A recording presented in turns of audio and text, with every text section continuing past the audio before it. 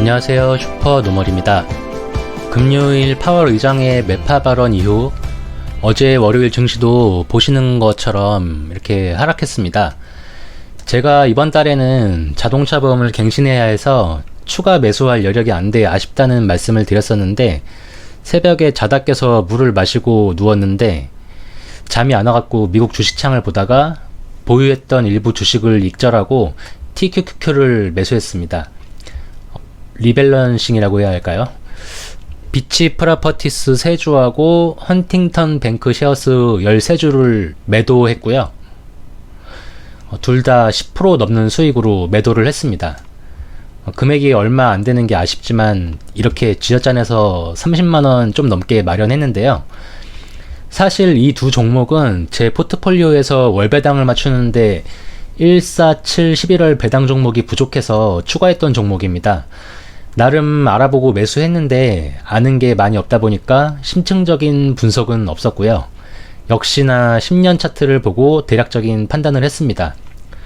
비치 프로퍼티스는 상장된 지 몇 년 안 돼서 코로나 최악의 상황 때 내려갔을 때도 배당 컷을 하지 않고 그 후 회복하는 모습에 매수했던 건데, 배당이 좀 아쉽긴 하지만 큰 금액이 아니라서 이런 하락장에 3배 레버리지를 매수하고 싶은 마음을 견뎌내지 못했습니다.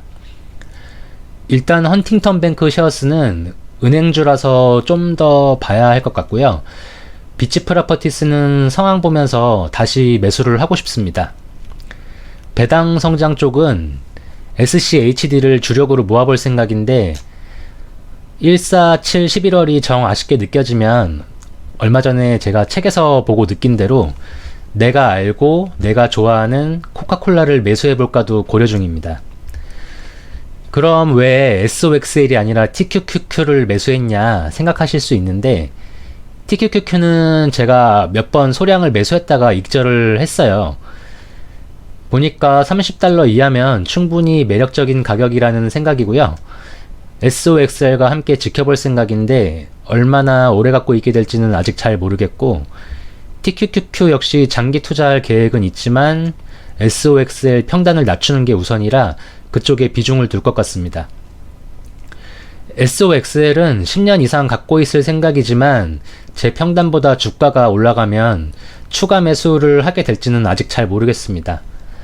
비중이 제가 처음 생각했던 것보다 높은 이유도 있고요. 그냥 확실하게 정한 건 평단이 마이너스인 상태에서는 계속 매수를 할 예정입니다. 저는 이렇게 지금 떨어져 있는 주가가 다시 올라갈 거고 더 올라갈 거라고 믿고 있거든요. 저도 다른 유튜버 분들 영상을 매일 보고 있는데 꼭 논쟁을 하시는 분들이 계시더라고요.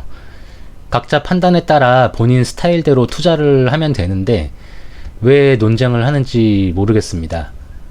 서로의 판단을 왜 존중하지 않는지 모르겠어요. 장기 투자 하시는 분들은 마켓 타이밍을 잡는 게 의미 없다고 생각하고 투자하는 거고, 그냥 마켓 타이밍 잡을 자신 있으면은 타이밍 매매 하시면 되는데 왜 맞다 아니다 하는지를 모르겠습니다. 저는 제가 피터 린치나 워런 버핏 같이 명성이 생기지 않으면 남한테 이래라 저래라 훈수둘 생각이 없습니다. 지금 제가 얘기한다고 들을까요?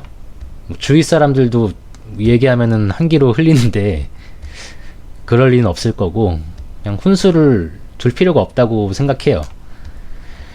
단타는 타이밍에 대한 확신, 장기 투자는 우상향에 대한 믿음이 있기 때문에 가능합니다. 책임은 본인이 지는 거고요. 3배 레버리지 장기 투자의 최악의 시나리오는 최고점에서 거치식으로 몰빵했을 때지만, 적어도 제가 보고 있는 장기 투자 유튜버 분들은 그런 분이 없습니다. 모두 매달 분할 매수하고 계시고 저 역시 그렇게 하고 있습니다. 올해 시장이 계속 안 좋아서 제가 매수한 가격보다 내려가 있기 때문에 더 적극적으로 매수하고 있습니다.